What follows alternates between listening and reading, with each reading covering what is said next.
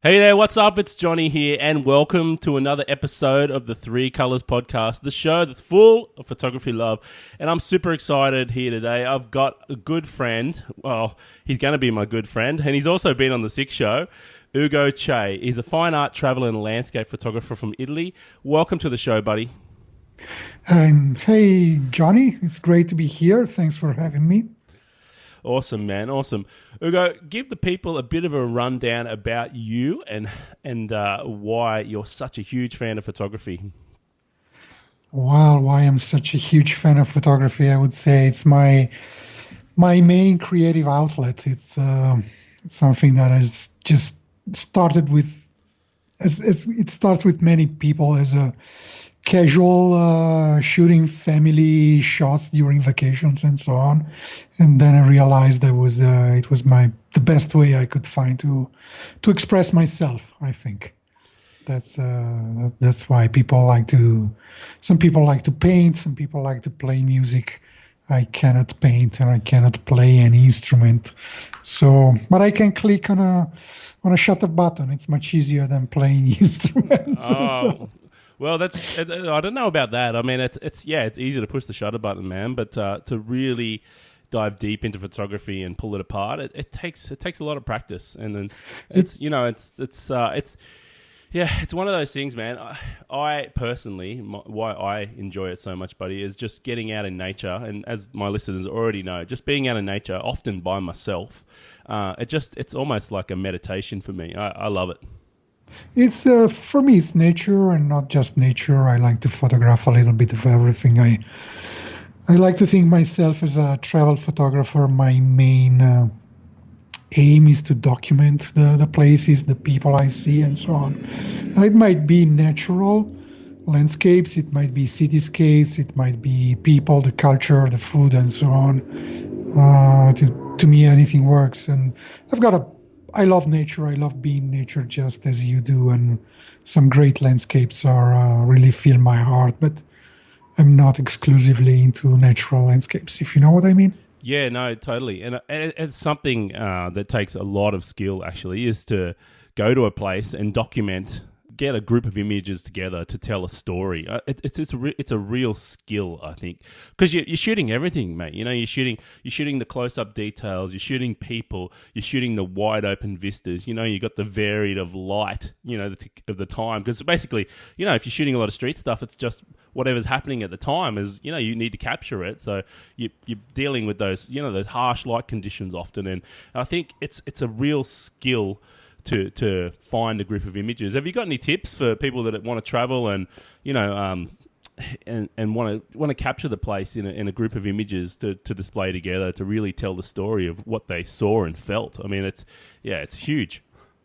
I mean, yeah, that's there aren't secrets, but if you're aiming to build a story like the ones that they have in magazines like National Geographic, when they have a feature on some place, some locations, they usually start with an establishing shot. They have got some details that they show the people, some behind the scenes, how things are happening there, and so on.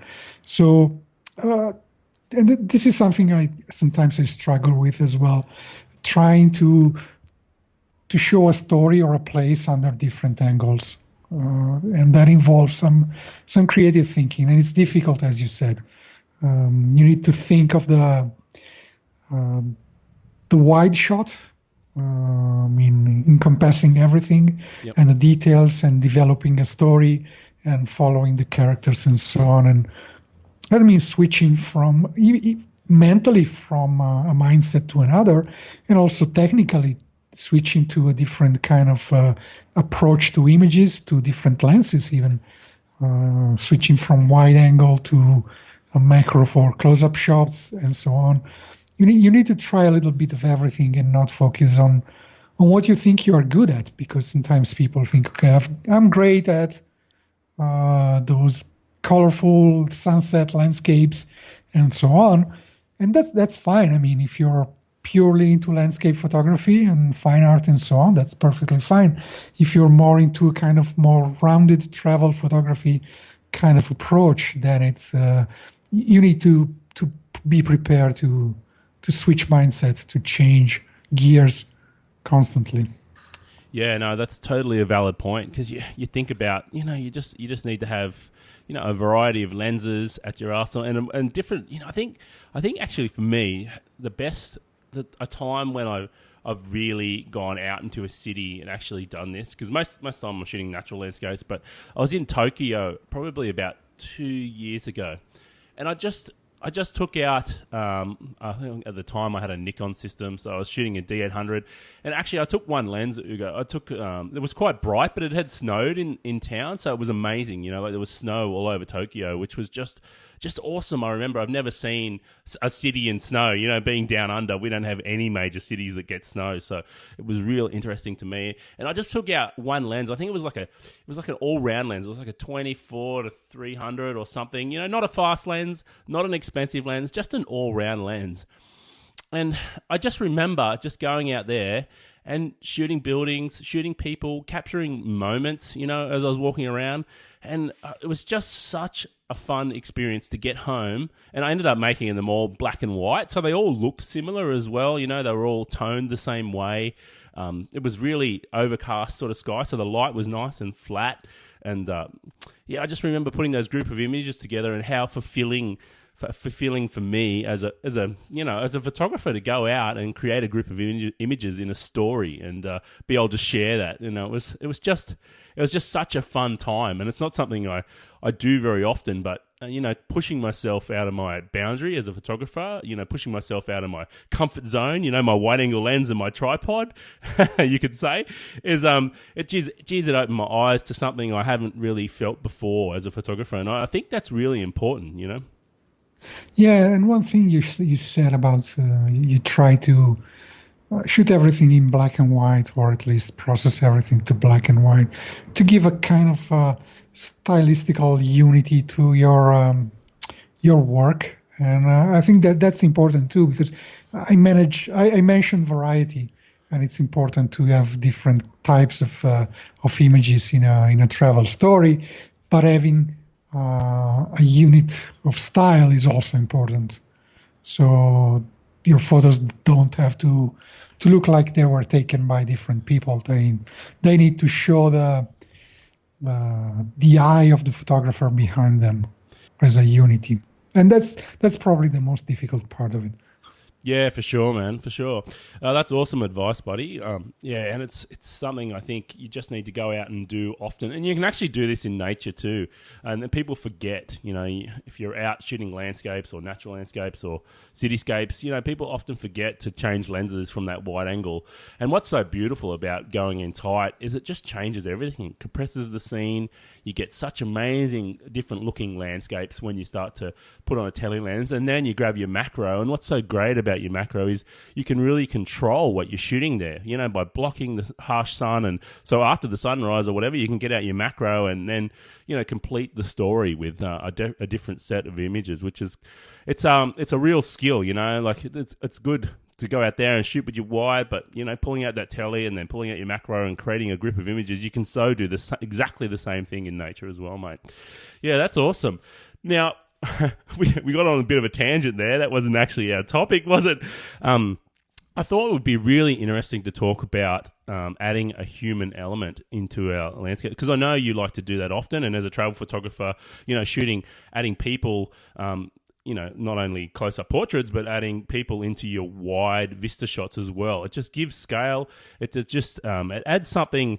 It adds like an attachment almost to that photo. I know I've seen some photos of some of the big waterfalls over in Iceland and there's a little person, standing at the base of the waterfall or on the tip of the mountain, and man, it just adds scale, and it gives you some extra bit of attachment, to that photo, because you can see the human element there. Because, we as humans, we want to be around other humans, and we're attracted to, other humans, So adding that into your wide landscapes, man, it just changes the feel of images often. And I think it's something that's really got forgotten. And I know you got some good tips for us and some good reasons why you think the same thing, mate. Yeah, definitely. Adding a sense of scale to images with a human presence is one thing that makes the human presence valuable in a photograph. And so sometimes it's always a judgment call. Many people like to have pristine, unspoiled, or what look like pristine and unspoiled landscapes that are completely devoid of the human presence. But sometimes adding the human element can enhance a photo. It's always a matter of asking whether the human element makes sense. What is the purpose of a human figure in a landscape photo? What is the relationship of the human to the ambient, to the environment, both in terms of meaning and in terms of composition? So it's hard. Sometimes it works, sometimes it doesn't. And I think that the main tip is to think about what does the human presence add. Sometimes it's just random tourists that are strolling in front of the Taj Mahal or St. Peter's Square in Rome. They don't really add much. It's just tourists, and you expect to see tourists there. They don't typically tend to congregate in meaningful compositions. So it's just noise. But sometimes, like the example you mentioned, a person standing in front of a huge waterfall adds meaning to the photograph because the person is typically very small and gives scale, and there is a sense of the relationship of man and nature. I've got some great photos of a photographer I interviewed couple of years ago, Paul Ziska from Canada. He has this series of photos taken in the Rocky Mountains, typically in winter at night, with a person typically himself. He shoots himself in the photos, and they're amazing that they add a lot to the image. Maybe images that would be a bit cliche of those mountains take on a new life with an added human presence. But I mean, when somebody wants to decide whether to include humans in a landscape or to remove them, I think the questions are the people in a meaningful relationship with the landscape or not?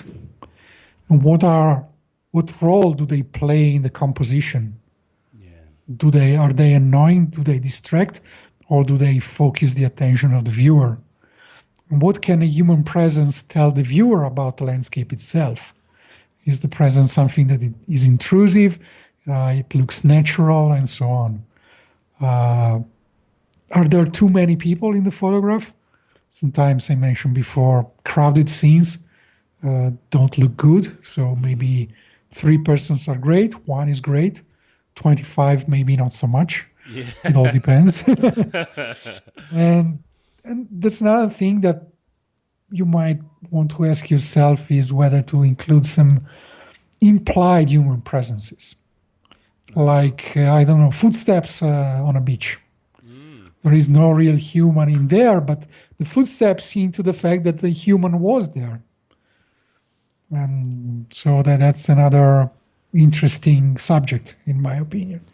So these are the questions that you should ask yourself when deciding, and evaluate case by case whether it makes sense or not. Yeah, I totally agree. I think you go to somewhere like, you have an example, the Taj Mahal, and there's people absolutely everywhere, and it's just touristy, and, the best photos I've seen of that building are when there's no one. It just looks, you just see the building in all its glory and the reflections, and, they've gone there when there's no tourists. And I think for a location like that, or, the Eiffel Tower, or whatever you decide, any of those big, huge places you expect to see lots of tourists around the world, I think when you see a photo with no one, it's actually more powerful. It's a more powerful image. I totally agree with that. And I like your thinking, when you go out and you see an image and you've just got one person off in the distance or one person in the foreground, it just I don't know, there's just something about that, and we often forget to do it, that it just creates some sort of more connection with that image, when you can see, oh, look, there's a human there and they look like they're interacting or connecting with that landscape, and it's just awesome, man. I love it. Yeah, I was thinking of a photo in particular that I shot a couple years ago, and it was traveling on a ferry boat in the Aegean Sea in Greece, and there was this great sunset over a distant island with some clouds on top. And just the image itself was great, but then there was one person standing on the ship, looking toward the island.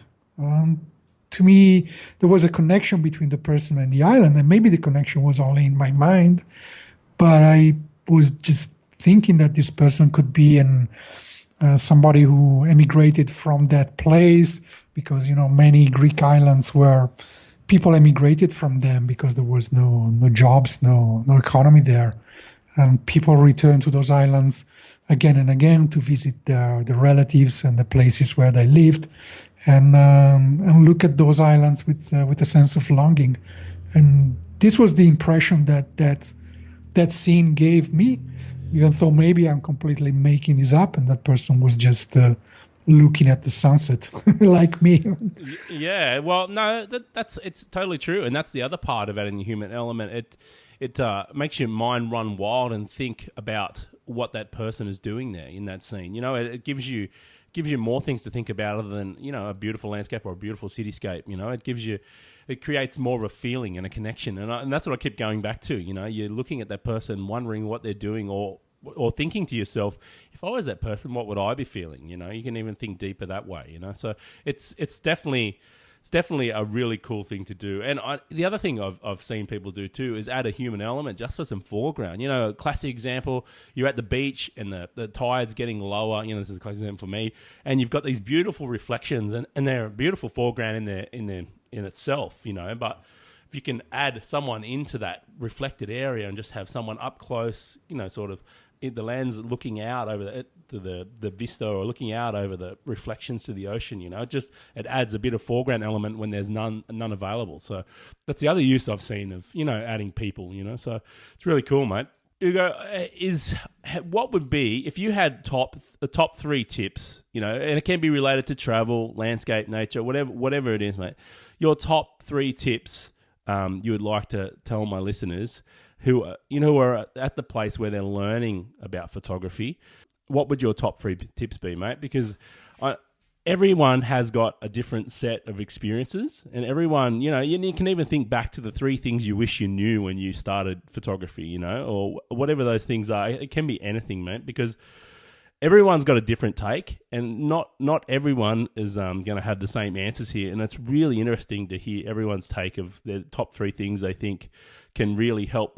If you met someone and they come up to you and said, "Oh man, you're a photographer. Oh yeah, I've been shooting for so many years," and what would be your advice to that person? The first 3 things that came to my mind would be this, and one is to learn to observe even without the camera. So don't just keep your camera constantly to your eye, but look around yourself. Leave at least for a while, the camera in your bag or across your shoulder, and observe. Observe what's happening. What is happening? Observe what is happening, especially in a city, in an urban setting. Observe how people behave. If they're from a different country, their behavior will be slightly different than what you are used to, and you might discover new things and learn what to. Because you're looking through the viewfinder, you're always looking through like a tunnel. You have a very restricted vision, so learn to observe. That would be the first thing. Yeah, that's totally a good tip. And the other good thing that relates back to nature and stuff too, man, is like the light is constantly changing. Don't just run up to a scene and go, "Oh, look, it's time to start shooting." Sit there, take some time, look around. You've got time. You've got time to take in what's happening around you. Have a good look, around for compositions. Have a good look at what the light's doing. It's forever changing, especially if you've got cloud moving past. It's the light is just forever changing, and that's and same with what you said in the cities, mate. It's surprising what can happen as soon as you put the camera up to your eye. It's like you've got horse blinkers on, in the races, and you just forget to look around, and you might miss that perfect shot or that perfect scene, or you might be looking for something. Like you said, culturally, things are different, so you want to really take that in. And I think that's one tip, I always say, man, is like, it's good to go out and scout an area and have a good look around, before your sunset, before your sunrise or whatever it is. Get out there and make make yourself familiar with where you're going to go and photograph, and spend that time to really take in. And 99 times out of 100, man, that time, that extra bit of time you spend is going to pay off in your photography for sure, man. That's a great tip. The second one would be get to know the locals. Get to know your taxi driver, your hotel concierge, your restaurant owner, and ask questions because they know things about the location. And this is relevant for travel photography, but also for landscape photography. They know the places, they know the locations, they know what events are happening and so on. Get to know those people. Try to learn a little bit of the local language as much as you can to exchange a few words with those people. They will be precious. They will let you know things that are not in travel guides, that are not on the Lonely Planet. So that's very important to get that information, which lets you get the shots that few other people are able to get because they don't have the right connections. Definitely, man. Local knowledge, there's nothing like it. It doesn't matter if it's, a city that's 2 hours away from your house or, a city that's across the other side of the world, man, or a national park. Having that local knowledge and just being open to talk to people. And like you said, if you don't know the language, learn a little bit of language so you can communicate with the locals. I don't know how many times we've gone on a trip and we've planned it out online and, day by day even, we've planned out what we wanted to do day by day and we've looked at tides and we've looked at weather and then we've got there and it's all changed. It's all been thrown out the window because we've spoken to one of the locals at a location and we've got some hot tip, about a location and it all changes. And, man, that's what I love about photography. A part of it is the adventure, mate. It's so much fun and, being open to talk to the locals, man, it's just key when you're out there in locations you don't know. So that's awesome, man. Such great advice, buddy. Yeah, thank you. The third advice would be to always carry a notebook. And here I don't mean a laptop. I mean a paper and pen or pencil to collect notes. There is so much that you can add to a series of photographs, travel journal or a story with writing. So learn to write a travel diary, learn to write travel stories. Because if your intent is not just to share travel photos with your friends and family, but to share them with the world, then if you have the written word to accompany images is really invaluable. I mean, it's so important.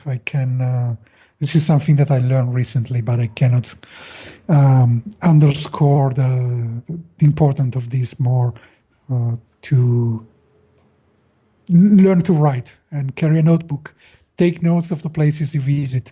Take notes of the feelings you had, because you sometimes you tend to forget about those. You have the images to remember you of the place, of the light, and so on, but the smells, the sounds, and so on. Sometimes the image cannot convey them, and writing down your feelings, your sensations, and what you learned about a place, to me, is something that I'm striving to do more and more in my work. Yeah, actually, that's something I haven't done a lot of, buddy. But I have to say, I've been keeping like a gratitude diary lately. It's just, and it can be just basically writing down how I felt and what I'm happy about that day. Just to get me through and keep the positive vibe flowing. Which I think is a massive part of being a creative, is just keeping focused and keeping those creative juices flowing. So that's really good advice. And the app I use on my iPhone, it's called Day One. And basically, I'm not much. You give me something on a bit of paper and I'll lose it 5 minutes later. I'm hopeless like that. But I know some people like to go analog. My good mate Brent Mail, he's got notebooks. He's got piles of the things written down with all his handwriting, and that's all good. But basically, my thought is, my digital way of doing this would be something like this app, Day One, because you can take a photo and you can type some text, and you can also record a bit of voice into it as well, which for me, talking or is a better way for me to convey how, what I felt that day, because, writing often is something I struggle with. But I'm working on it, buddy. I'm working on my writing. But that's such good advice, hey, because I know now I go back to my Lightroom catalog, man, and I don't know how many thousands of images are in there now. You know what I mean? And it's just, you remember the time you were there, but as we get older, we remember less and less. So I think it's such a powerful way to not only keep those memories and feelings for yourself, but you're exactly right. If you want to go and share that with other people or share it on social media, adding that little paragraph about how you felt, what you saw, what you smelt, all those extra things that you didn't, that the image might not tell, it's just a great way to add to a little extra into your photography.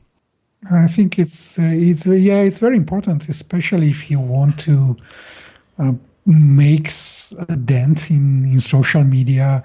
Instagram nowadays is to have great text stories that go with your images, because we are flooded with images. We see so many of them. Yep. And a story will connect with the reader, with the viewer, much more than a single image. And it will make you more engaging and more likable, more personable. That's very important if you want to create a loyal following. Yeah, that's true, and it helps stand you out from the crowd. It helps give your images a personality, because it's sharing a little bit of the person behind the image that was taken. Yeah, I agree, man. I think I got a feeling, Ugo, that this podcast, the big action step for everyone out there, is to start a journal, start a text document, start a voice recording, whichever way it is, and record those extra bits that you felt and saw and smelt to go along with your images, and start to share that. And I'm going to do the same thing. Actually, I'm going to start doing. You've put up the challenge, buddy, and I'm going to start doing it myself, because it's true. It's something I've been missing, because those you can only store so many things, and with our busy in your mind, and with our busy lives these days, I don't know about you, buddy, but 3 kids at home and working full time and doing the online thing and racing out and catching the sunrise and sunset and flying my new drone. I've got a Phantom 4. I call him Sir Walter, and all those things that just keep us busy in just the day-to-day grind. We forget so much about the images we create, and I think it's just such a powerful way, man. Oh, man, I'm so pumped right now. I want to go and shoot a sunrise and document it with a bit of text or audio, so that's awesome, man. Yeah, I've got an article that I've been meaning to write for a long time, where I'll be sharing some pages from my travel diaries and so on. But yeah, so many things to do, so little time. Yeah, but I tell you what, for me, just having my phone in my pocket and being able to record a bit of audio, just talk. If you're a talker, you can talk into it. If you're a typer, you can just type into your phone. Or if you love it analog like Ugo, you can grab your paper and pen. And I tell you what, man, I don't think it's a big ask, mate. I really don't. And the other thing I think would be great about it too, because like I said, my photography is more, it's about calming and meditating and slowing down and not being busy and having to run around with our hectic lives. It helps me keep on the level, man, you can say. So I think being able to document that as well is going to slow that process down for me and make it even more powerful, when I can go back and review those things that I felt and saw and smelt and all those extra things that the image didn't capture. So, yeah, that's awesome, buddy, man. What a great tip. I'm super pumped.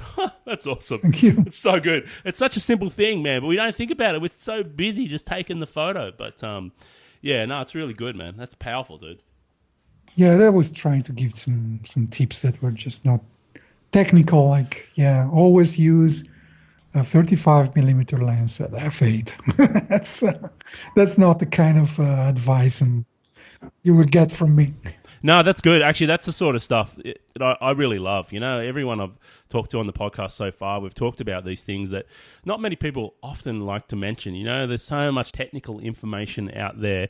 They often get flooded by it, and it can be overwhelming. But when you break it down to the roots, of why we're creative and things like you've just given those 3 awesome tips, man, I think that's the stuff that is really powerful, that doesn't get talked about enough.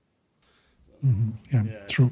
That's awesome, buddy. Well, mate, is there anything else you wanted to add? Is there anything you wanted to talk to the listeners? If there isn't, let some people know what you're up to, buddy, because I know you've got so much going on, and I'm excited. I'm excited for you. Yeah, I've got too many things going on at the moment. Just mention a few, and one is I've just redesigned and relaunched my website, and I'm going to do an article about it, but I basically wanted to move a little bit away from the blog format with just a list of chronologically ordered random posts and so on, but give it more of an organization as a website with travel stories and learning resources, and plus the blog, plus galleries and so on. And I've just relaunched my website. You can find still a work in progress. I have to reorganize and rewrite some of the content, but it will come. And you can find it at www.ucphoto.me. It's ucphoto.me. And, mate, I've got to say, it's looking great. I'm loving it. Yeah, I recently did the thing when I re-rolled from my old website, Johny Spencer Photography, to 3 colors. I did that exact same thing. You can go there and things are in order now. You can go there and click on post-processing, get all the posts about post-processing or field work or creativity and inspiration or business. So, yeah, it just makes it, of course you can go there and see the latest thing as well, but it just makes it easier for people to find things, I think, and makes those older posts still, they're still very relevant, makes it easier to find those. So, yeah, that's great, man. And the website's looking awesome, buddy. The other thing I'm doing is I'm started a few months ago publishing this travel photography podcast, which is called the Traveling Image Makers, and it's been a great experience. We're going to release episode 31 tomorrow. Wow! You can find everything at ttim.photo. All the 31 episodes that I've recorded with some great photographers. I've had some amazing guests. We had conversation about travel, places, photography, adventure, gear, people, nature, giving back, charities. It's a bit about everything connected to travel.